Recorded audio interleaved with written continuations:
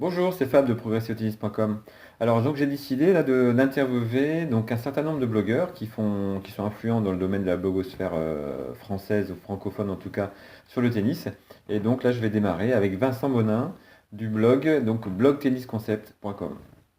Bien, bonjour Vincent. Alors, ravi de t'accueillir. Bonjour Fabien, mais je suis très content d'être dans ton émission, dans ton Oh, Skype. voilà, merci. Alors, donc, on va en profiter pour. Beaucoup de gens connaissent ton blog, et puis on va en profiter pour te connaître un petit peu mieux toi, et puis voir comment un peu tu fais évoluer ton blog. Alors, déjà, dans quelle région es-tu et à quel club? Alors, je suis dans la Ligue Poitou-Charentes, hein, France, puisque je sais on nous écoute de l'étranger. Je suis plus particulièrement dans le club de Tonnet-Charente, qui est à côté de Rochefort, où je suis licencié, je suis secrétaire du club même. Et puis, je suis adhérent du club de ma ville, le club de Rochefort, D'accord. Rochefort-sur-Mer. Ok. Alors, quelle est ton activité tennistique aussi de manière générale au niveau de tes quantités d'entraînement, nombre de matchs par an, et puis également, tu as dit que tu étais bénévole également. Hmm. Est-ce que tu enseignes? Donc, quelle est globalement ton activité tennistique? Alors, globalement, je m'entraîne au moins 2 fois par semaine. Une fois, alors j'ai un entraînement de club, un cours collectif en fait, hein, avec un entraîneur diplômé. Je m'entraîne une autre fois supplémentaire avec un ami avec lequel on fait des gammes. D'ailleurs, j'ai publié un début de vidéo sur YouTube et Facebook. Donc on s'est filmé pour la première fois. J'ai fait une quinzaine de matchs par an. J'aimerais en faire plus et j'essaye de dégager du temps pour en faire plus. Et puis je fais un petit peu de préparation physique complémentaire pour pouvoir jouer dans les meilleures conditions possibles. D'accord. Je pense que c'est nécessaire en fait, hein. À partir de 2 fois par semaine, bah, c'est bien de faire un peu de renforcement musculaire Ouais, bon, après, je dis pas que tu es âgé, on a le même âge, hein, mais c'est vrai ouais. qu'avec les années passant, on est obligé de s'entretenir un petit peu plus, effectivement, que quand on est jeune, en pleine force de l'âge. Donc, 3 séances par semaine à peu près, en moyenne, hein, du coup. Et donc, tu es bénévole aussi dans ton Voilà. club? Oui, tout à fait, oui. Je suis secrétaire du club. Voilà. Hier soir, D'accord. on a eu une petite réunion, Ok. d'ailleurs, pour voir si les cours se passaient bien, à l'école de tennis, pour savoir si les matchs par équipe se déroulaient bien. Enfin bon, la vie d'un club. D'accord. Et pour aller un peu plus loin au niveau de... Est-ce que tu enseignes? Est-ce que tu as des diplômes d'arbitre, par exemple, aussi, ou juge arbitre? Est-ce que tu as été jusque-là ou pas? Non, j'ai dû avoir le premier diplôme qui doit être arbitre interclub qui me permet de signer les feuilles de match. Mais malheureusement, les sessions d'arbitrage sont incompatibles avec mes activités D'accord. professionnelles hors blog, Mhm. mais je ne désespère pas de les passer. Tout ça, ça m'intéresse beaucoup. D'accord. Je n'ai pas, j'ai enseigné très peu et je n'ai aucun diplôme d'entraîneur. D'accord. Donc j'ai toujours été transparent par rapport à ça au niveau des lecteurs de mon blog. D'accord. Donc, tu es un joueur principalement, quoi. Alors sinon, bah, du coup, quel est ton niveau actuel et quel était ton niveau maximum aussi?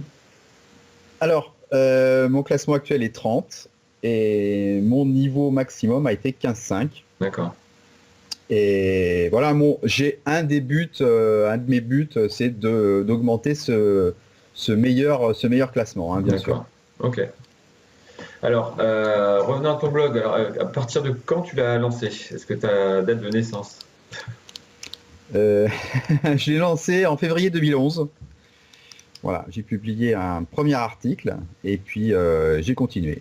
J'ai D'accord. continué depuis. Cette aventure, voilà. Après, on parlait de bénévolat en club, on peut dire avec l'ensemble des articles que tu as publiés ou des vidéos, là, c'est une forme de bénévolat aussi, c'est participer au monde du tennis bah, par l'intermédiaire du blog. Le bénévolat, c'est pas forcément que dans un club aussi, finalement, parce que bah, tu as passé énormément de temps à écrire, à publier, à filmer.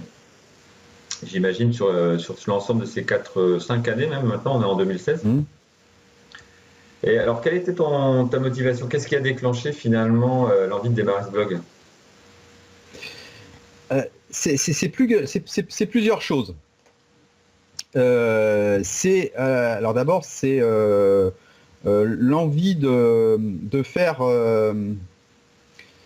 l'envie de lancer une activité sur le web déjà, parce que de toute façon, moi j'ai toujours une idée de reconversion professionnelle dans le domaine de l'Internet. Je suis passionné par 3 domaines que sont la communication, l'écriture et le tennis.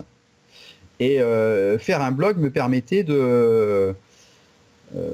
concilier tout ça. d'assembler un petit peu tout ça dans un ensemble un petit peu cohérent, en fait. Et puis j'ai découvert que bloguer, c'était partager. Bon, tu as parlé bénévolat, mais je fais ça avec un immense plaisir, en fait. Permettre de rassembler une communauté. Et surtout, moi j'avais un but, c'était de m'améliorer au tennis, et bloguer m'a permis de rentrer en contact avec une communauté de lecteurs et une communauté aussi d'entraîneurs dont je ne soupçonnais pas la qualité. Voilà. Parce que je suis en contact via mon blog avec des entraîneurs qui ont sorti des champions de France, qui ont sorti des champions de ligue, qui ont entraîné des joueurs pros, voilà, je suis en contact aussi avec un des plus grands entraîneurs européens, qui n'est pas français, qui est en Espagne. Donc voilà, ça c'est un petit peu le cadeau, un petit peu le cadeau le plus sympa que j'ai eu en démarrant ce blog. En fait, la récompense un petit peu de ce que j'ai donné à la communauté. Voilà, j'ai reçu ce que j'avais donné. Je l'ai reçu encore plus, quoi. Voilà. D'accord, ok. Après ça que finalement s'entraîner, c'est la partie terrain, mais toutes les réflexions que tu as pu porter aussi via tes articles ou tes recherches, c'est aussi une forme c'est une formation en fait. C'est également une formation, alors plus théorique, mais qui permet après de forcément, je pense, t'améliorer personnellement. J'imagine que ce que tu as pu écrire t'a fait réfléchir à certaines choses et que tu as pu après mettre en application sur le terrain. Ah oui, je suis clairement meilleur sur le terrain, parce que niveau théorique, j'ai franchi un bond de toute façon. En lisant une 50aine d'ouvrages, en interrogeant les meilleurs entraîneurs, bon, forcément on a fini par avoir en testant sur le terrain, forcément on finit par avoir des informations de qualité. D'accord. Alors du coup, quel est ton public actuel sur ton blog? Alors, mon public actuel, de toute façon, j'ai rencontré exactement le public que je cherchais, en fait, puisque moi je voulais m'adresser aux amateurs, de tennis. J'ai fait un sondage et je me suis aperçu que bon, mes lecteurs étaient surtout des joueurs et des joueuses qui évoluent en 4e série française, hein, ce qui est le niveau d'entrée dans la compétition. J'ai aussi des 3e séries, j'ai des secondes séries aussi, des joueurs un petit peu expérimentés qui quelquefois trouvent des choses qui leur manquaient un petit peu dans leur connaissance. À mon compte étonnement d'ailleurs, hein, mais bon, voilà, c'est comme ça.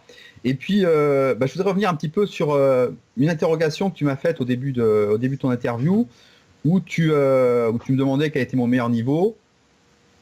Donc, moi, 30, 15, 5, en fait, c'est début de 3e série française, en fait. Alors, il faut savoir une chose.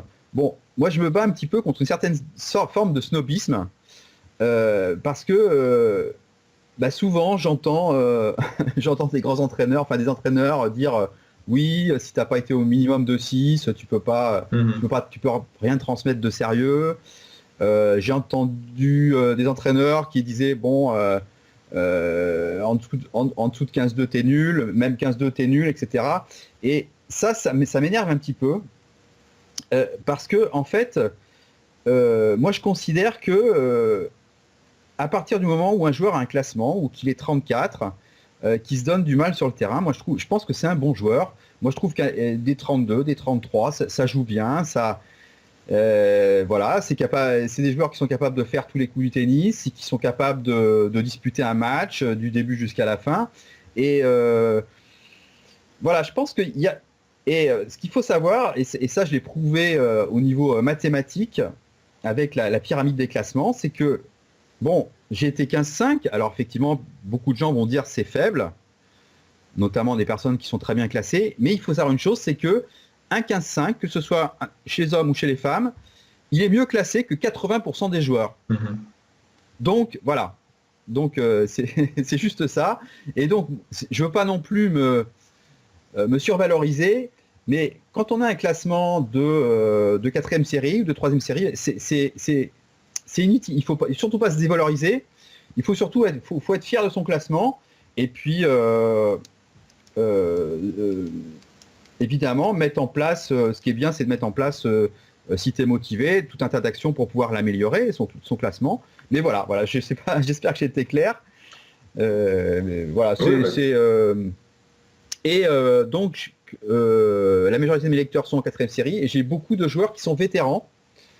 Hein, et ça, dans les clubs, dans les fédérations, dans les ligues, on est très très centré sur les jeunes espoirs dans les clubs, ce qui est normal. Mais au travers de mon blog, j'ai découvert qu'il y avait toute une population de joueurs qui sont en 4e série, qui ont dépassé l'âge d'être des espoirs et qui pourtant sont très très motivés pour s'améliorer et qui ont une grosse marge de progression, parce que j'estime qu'un joueur qui rentre dans un club à 35 ans, il va peut-être jouer au tennis jusqu'à 55, 65, donc ça fait... il va peut-être rester 30 ans dans le même club, donc c'est vraiment une population dans laquelle il faut prendre en compte et dont il faut s'occuper, et voilà. C'est ce que je fais à travers de mon blog. C'est vrai que le tennis, comme on dit, c'est un sport de toute une vie. Hein. C'était un peu le slogan de la FED, la FFT. On peut démarrer à 5 ans et on peut finir à 105 ans. Je crois qu'il y a un record à 102 ans, il me semble. En tout cas, facilement à 70 ans en tout cas. Et la preuve, c'est qu'il y a des catégories en championnat de France jusqu'à plus de 70 ou même plus de 75, je crois. Donc effectivement, c'est un sport de toute une vie. Et puis il y a toutes les tranches de la population qu'il faut effectivement aider. Bon, après, la Fédé aussi a poussé pour le tennis féminin, a essayé de pousser concernant les ados aussi, faire des animations pour essayer de conserver les ados dans les clubs. Après, donc c'est vrai que effectivement, tout le monde est méritant de toute façon. Donc à partir du moment où quelqu'un se donne, quelqu'un est motivé, que quelqu'un est passionné, et c'est pas parce que effectivement on est moins de 6 qu'on est plus passionné que quelqu'un qui est 34 quoi. Effectivement, je te rejoins dans ton discours. Après, donc comment dire, quels sont tes objectifs pour ton blog? Est-ce que tu as une vision un peu à quelques années pour voir est-ce que tu as une idée de la manière de le faire évoluer, avancer? Ou est-ce que ta stratégie, entre guillemets, de blog est mise en place? Ou est-ce que tu as des projets? J'ai bien sûr des projets. Alors, bon, tu as parlé de bénévolat au début de ton entretien. Je propose des formations payantes pour les joueurs qui sont plus motivés. C'est quelque chose que je développe pour pouvoir justement me rembourser de mes frais déjà, parce que faire un blog, ça demande du temps, ça demande de l'énergie, il y a aussi des frais. Et puis, j'ai l'objectif d'en faire une activité professionnelle. D'accord. Donc ça, c'est quand même un bel objectif. Et puis... donc pour revenir, je te coupe. Alors du coup, pour l'instant, tu as quoi comme produit, entre guillemets, payant? Tu en as 2, il me semble, que tu appelles saison 1, donc rappelle-moi le titre. Saison 1, saison 2. Voilà. Saison 1, alors en fait, je me suis aperçu, alors au fil de mes recherches et de mes rencontres avec les joueurs, donc j'ai interrogé plus particulièrement des joueurs qui sont en 4e série, des joueurs qui sont en début de 3e série. Et j'ai essayé un petit peu d'observer la différence entre les joueurs qui sont en troisième série, que j'appelle des compétiteurs confirmés, parce que pour moi, un joueur qui est 30, qui est 15-5, ben voilà, c'est un compétiteur confirmé. Il est mieux classé que 80% des autres joueurs. Et je me suis attaché à comprendre un petit peu la différence qu'il y avait, qui n'est pas forcément physique, qui n'est pas forcément une différence de forme physique, qui n'est pas forcément une différence de technique. Et j'ai voulu proposer quelque chose pour les joueurs qui sont en quatrième série, qui désireraient justement monter en début de troisième série, leur proposer des outils, peut-être les outils qui leur manquent.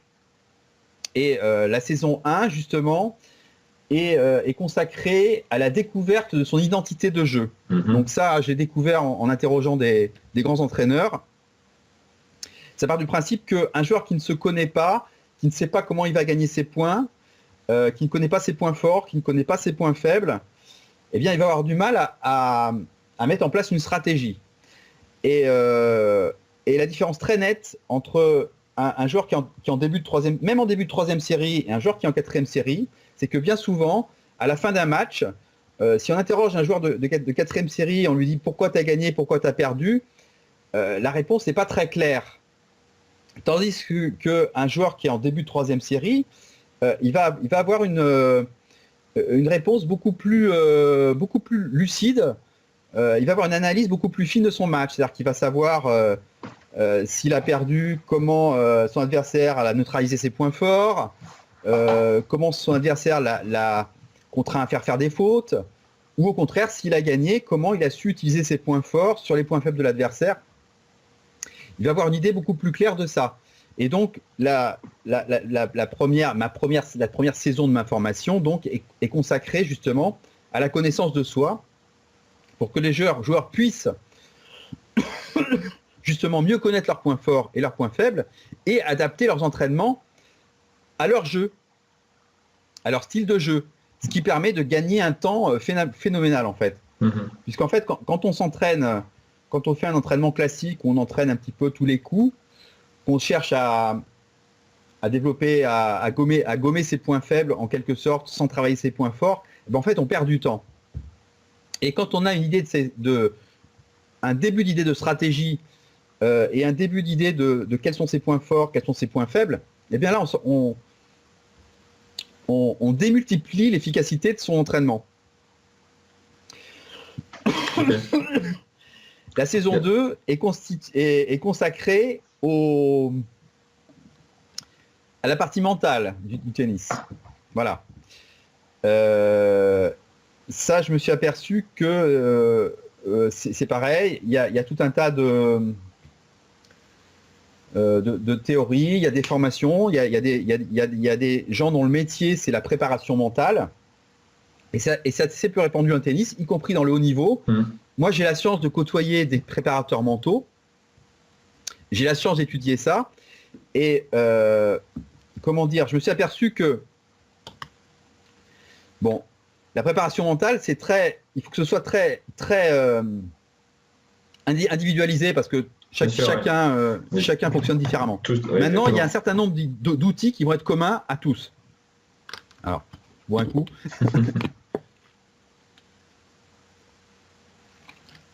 Et comme qui vont être la respiration, la visualisation, la relaxation, le relâchement, etc.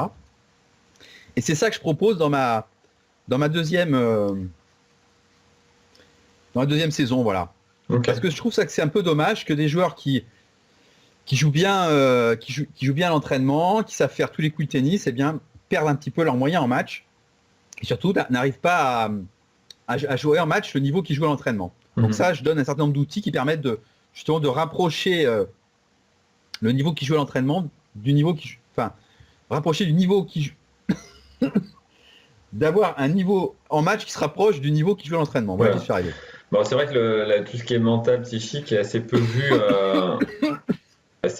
au niveau de la formation, notamment des diplômés d'État, parce que c'est très très intérieur. Bon, c'est comme tu disais, c'est un métier à part entière, mais c'est vrai qu'il y a assez peu de notions là-dessus, et puis ça fait peur. Tout ce qui touche un peu au cerveau a l'air de faire peur, alors que des fois c'est des choses assez simples. Et des Ouais. techniques finalement assez courantes, et ça demande aussi un entraînement, c'est-à-dire qu'on ne va pas avoir un mental d'acier comme ça du jour au lendemain, il faut s'entraîner Ouais. aussi à ça. Alors saison 1, saison 2, donc j'imagine il y a peut-être saison 3 dans les bacs, enfin en prévision en tout cas. Voilà, la saison 3 est en train, je suis en train de la faire. La saison 3, ça s'appelle booster votre niveau en match. Voilà, c'est un petit peu j'épluche un petit peu toutes les petites techniques qui permettront justement d'augmenter son niveau en match, Mhm. qui sont hors. Donc j'ai commencé par l'identité de jeu. Ensuite, il y a le mental, muscle ton mental. Troisième, c'est booste ton niveau en match. C'est un petit peu tous les détails qui vont faire que si tu les travailles, tu vas devenir meilleur en match. Mhm. Bon, et ça part d'une chronologie toute bête, c'est-à-dire que déjà, c'est bien s'échauffer avant un match. Au tennis, il y a, je sais pas, 5% des gens qui s'échauffent correctement avant de jouer un match. Ouais, c'est ça c'est Hein, c'est sûr. et les gens confondent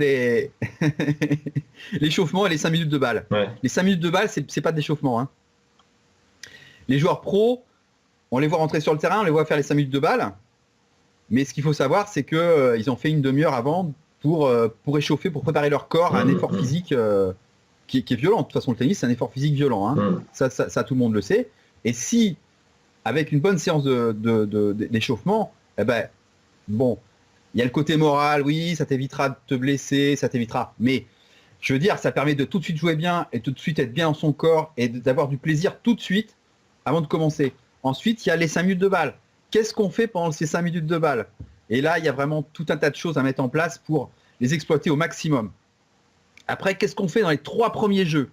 Les 3 premiers jeux, on ne connaît pas forcément son adversaire, mais si je donne une stratégie, des règles à respecter pendant ces 3 premiers jeux pour pouvoir être bien dès le début de match. Et quelquefois, faire un bon début de match, ben, ça permet de faire un bon premier set. Et celui qui remporte le premier set, il a 80% des chances de remporter le match. C'est ça. Donc voilà. Voilà. Ensuite, j'ai une approche stratégique, une approche de la tactique qui est finalement assez peu enseignée en club. Mais voilà. Et en plus, moi j'apporte quelque chose d'innovant, c'est-à-dire que on va te dire voilà comment jouer contre tel type de jeu, voilà, contre un rameur, contre un attaquant, contre un contreur, qu'est-ce que tu vas faire. Mais ce qu'on donne, c'est des choses un petit peu générales. Moi, je propose en partant de ton style de jeu, de savoir qu'est-ce que tu vas faire pour contrer tel type de jeu. Tu vas rencontrer un attaquant de fond de cours, bon, on va te dire, voilà, tu lui fais des balles molles, tu fais des... Voilà. Maintenant, si toi-même, tu es un attaquant de fond de cours, les balles molles, c'est pas quelque chose que tu aimes bien faire. Donc, voilà, je donne des recettes pour, voilà, tu es un attaquant de fond de cours, tu joues contre un attaquant de fond de cours, qu'est-ce qu'il faut que tu dois faire? En partant de tes points de force qui ne sont pas... Tu n'es pas habitué à envoyer des balles molles, ce n'est pas ton jeu, c'est pas ta culture, c'est pas ce que tu aimes faire. Voilà, moi, je pense que c'est une erreur pour un attaquant de fond de cours, quand il va jouer un attaquant de fond de cours, de balancer des balles molles. Donc, moi, je lui donne les choses qu'il a à faire. Voilà. Et pareil, si un attaquant rencontre un joueur, si un attaquant que service volé joue contre un attaquant de fond de cours, voilà, je donne les recettes. Si un contreur joue contre un, etc. Voilà, c'est l'approche innovante de ma troisième...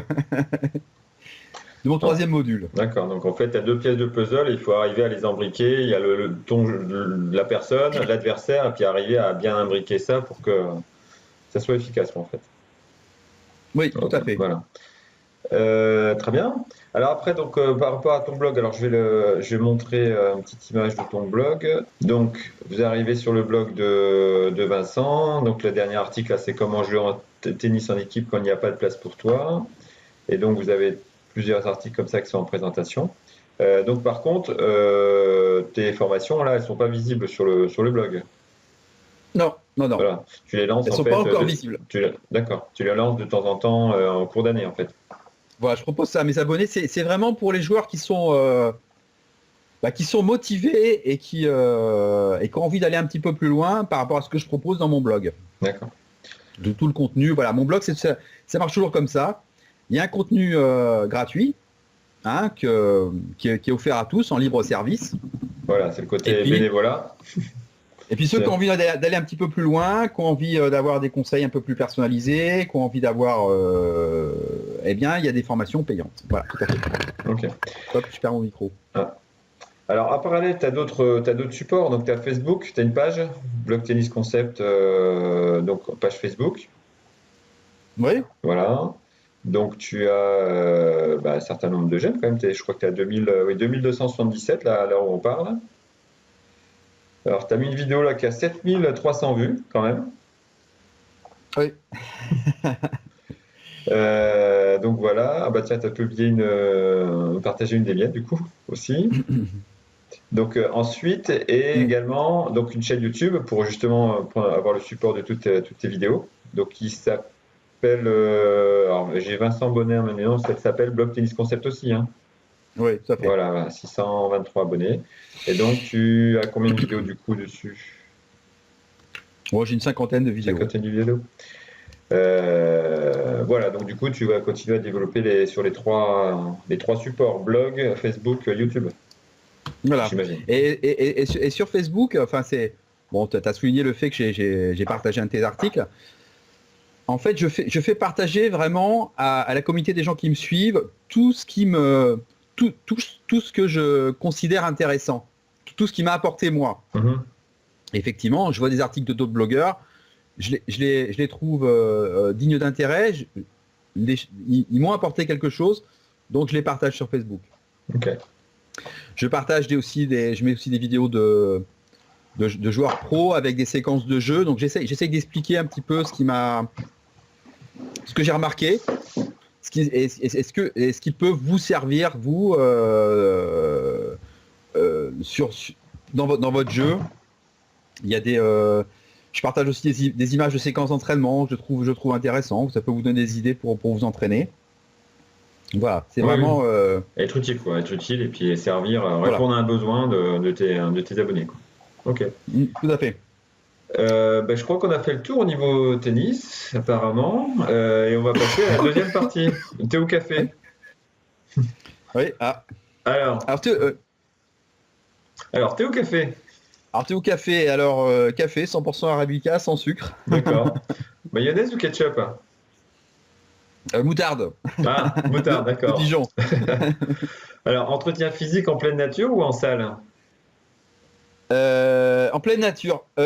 Alors, entraînement physique, moi, maximum à l'extérieur. Et ça, c'est un conseil que je donne aux gens. Plus vous vous entraînez à l'extérieur, mieux c'est. C'est mieux, il y a la lumière du jour, c'est meilleur pour les yeux, c'est meilleur pour l'oxygénation. Voilà. S'il fait pas beau, vous allez en salle, bien sûr, mais au maximum dehors. En tout cas, évitez la ville, quoi. Pour la pollution, évidemment. Pour la pollution, avec... Alors, mer ou montagne? Alors, mer. Bah oui, mer. étant pas loin de Saint-Nazaire, forcément. Apple ou Samsung? Apple. D'accord. Même si je ne sais pas me servir de mon iPhone. Je le concède. Alors, Ed ou Wilson? Alors, t'es peut-être un autre, du coup. Voilà. Bah voilà. Fraise ou framboise? Fraise. Ok. Spaghetti ou nem? Spaghetti al dente. D'accord. Alors, manger ou dormir? Je dors pas assez. Ah. Donc, dormir par besoin, alors, du coup. Par manque. Ouais, dormir, ouais. Alors, Avec mes activités de blog, ouais, faudrait que il me faudrait une demi-heure de sommeil peut-être par jour en plus. ouais. Alors là, c'est un triple paddle, tennis ou beach tennis? Alors, j'ai une idée de la réponse. Tennis. Tennis. Mais entre paddle et beach, ce sera beach. D'accord. Mais bientôt, il y a un club à côté de chez moi, la Foura, là, qui va s'équiper d'un terrain de paddle, donc ça sera l'occasion d'essayer. Ouais, ça se développe beaucoup. Hein. Alors, optimiste ou pessimiste? Alors, les optimistes sont des imbéciles heureux et les pessimistes des imbéciles malheureux. Voilà, c'est Oscar Wilde qui le dit, donc moi je suis optimiste. Voilà. D'accord, ok. Alors, douche ou bain? Douche, Ok. plus rapide. Tennis indoor ou outdoor? Donc en intérieur ou extérieur? Maximum outdoor. Maximum outdoor et maximum terre battue. Ah bah c'est une question après là. Alors maximum outdoor, parce que alors tout simplement parce que moi je passe mieux de l'outdoor à l'indoor que l'inverse. Mais je suis meilleur en indoor. D'accord. Voilà. Meilleur sur surface rapide. Alors, chocolat noir ou blanc? Chocolat noir. Viande ou salade? Salade. Voilà. Maximum de... Je me suis aperçu que si je mangeais un maximum de légumes, j'étais en meilleure santé. Donc bon, je continue sur ce... la viande, j'en mange suffisamment. D'accord. Alors, revers lifté ou coupé? Revers lifté en ce moment. D'accord. Mais j'ai alternance, je suis pour l'alternance moi, au niveau du revers. Ça correspond à mon jeu. 50-50 Et puis surtout, ça déstabilise mes adversaires. Ok. Alors, je varie les trajectoires. Paris ou Barcelone? Paris. Foot ou rugby? Foot, plus simple. Alors, terre battue ou... bien que je sois dans une région de rugby. Mais bon, le foot, je trouve ça plus simple. D'accord. Ça me parle plus. Terre battue ou dure? Alors, même réponse que route d'or. J'essaye de jouer un maximum sur terre battue, mais je suis meilleur sur dur. Voilà. Alors, sur terre battue, pour le plaisir ou pour le fait que ce soit moins contraignant au niveau physique, enfin moins traumatisant? C'est moins traumatisant. Et puis, c'est quelque chose que que j'estime indispensable à ma culture tennistique. Voilà. D'accord. Et puis voilà. Et puis c'est agréable de savoir, même si je suis moins bon sur terre battue que sur dur, je trouve que c'est très agréable de jouer sur terre battue. Et c'est très satisfaisant une fois qu'on sait y jouer, je trouve que c'est très satisfaisant de savoir y jouer. Oui, voilà. De toute façon, c'est très formateur. Il faut être plus patient, plus constructif. Chien ou chat? Ni l'un ni l'autre. Ah, d'accord. J'ai pas d'animal de compagnie. Ok. Ville ou campagne? Ville ou campagne? Ville. D'accord. Sucré ou salé?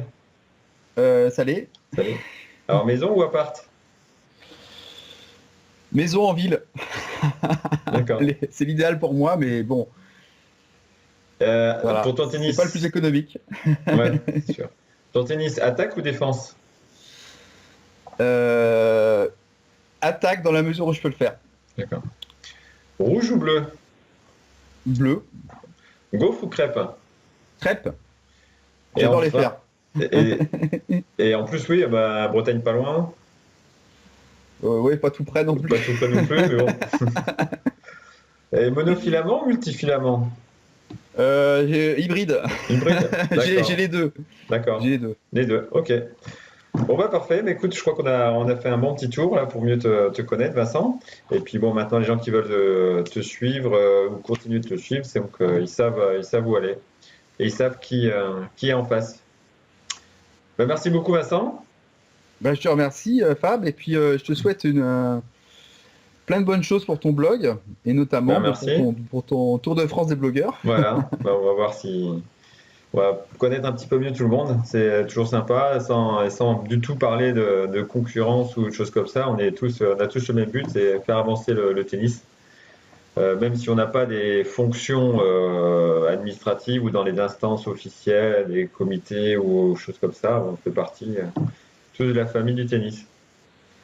Merci Vincent, à bientôt. À bientôt Fabien. Ciao.